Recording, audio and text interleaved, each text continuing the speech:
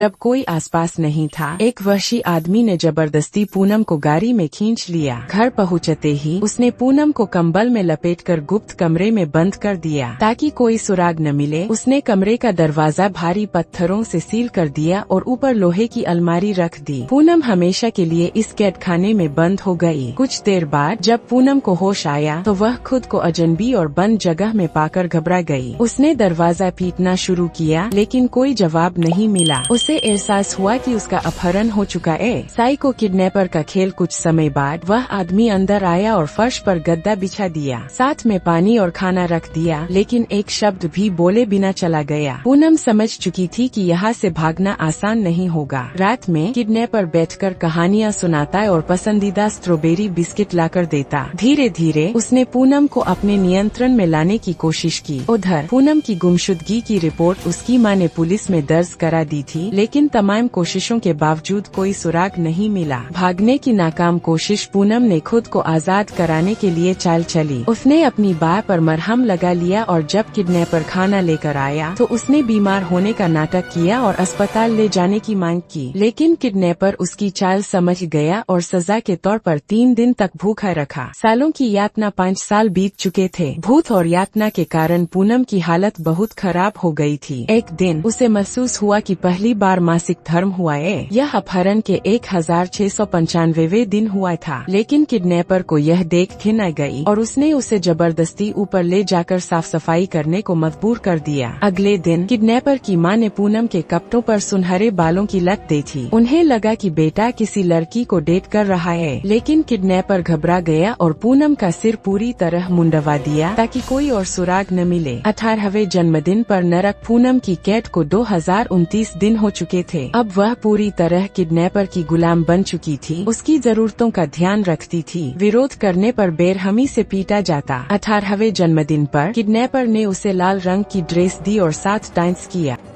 जब पूनम ने पूछा कि उसे क्यों अगवा किया तो उसने बताया कि 8 साल पहले जब पूनम ने हल्की सी मुस्कान दी थी तभी उसने उसे पाने का फैसला कर लिया था। इस सच को जानकर पूनम पूरी तरह टूट गई। उसने आत्महत्या करने की सोची और माइक्रोवेव में पेपर जलाकर कमरे में धुआं भर दिया, लेकिन इन वक्त पर फैसला बदल दिया। हालांकि जलने की बदबू से किडनैपर को शक हो गया और उसने पूनम को बेरहमी से पीटा। सजा के तौर पर उसे सिर्फ एक टमाटर खाने को दिया जाता था। पूनम ने उस नरक में बिताए गए सालों की बातें टॉयलेट पेपर पर लिख दी, यह सोचकर कि अगर कभी आजाद हुई तो यह सबूत बनेगा। आखिरकार आजादी। 3096 दिनों की कैद के बाद एक दिन किडनैपर अपनी गाड़ी बेचने वाला था। उसने अपनों को सफाई करने को कहा। तभी पूनम ने देखा कि गेट खुला हुआ है। यह मौका था। किडनैपर किसी ग्राहक से फोन पर बात कर रहा था। पूनम बिना सोचे समझे दरवाजे की तरफ भागी और सड़क पर निकल आई। पास के घर में जाकर उसने मदद मांगी। घर की महिला ने फौरन पुलिस को फोन किया। पुलिस ने पूनम की पहचान की पुष्टि की और उसकी मां को सूचना दी। 3096 दिनों के बाद मां बेटी की मुलाकात हुई। अपराध का अंत। अपने गुनाहों को महसूस करते हुए किडनैपर ने ट्रेन की पटरी पर जाकर खुद की जान ले ली। सीख। यह कहानी हमें सिखाती है कि अपनी सुरक्षा को हल्के में नहीं लेना चाहिए। अगर किसी मुसीबत में फंस जाएं तो खुद को बचाने की पूरी कोशिश करनी चाहिए।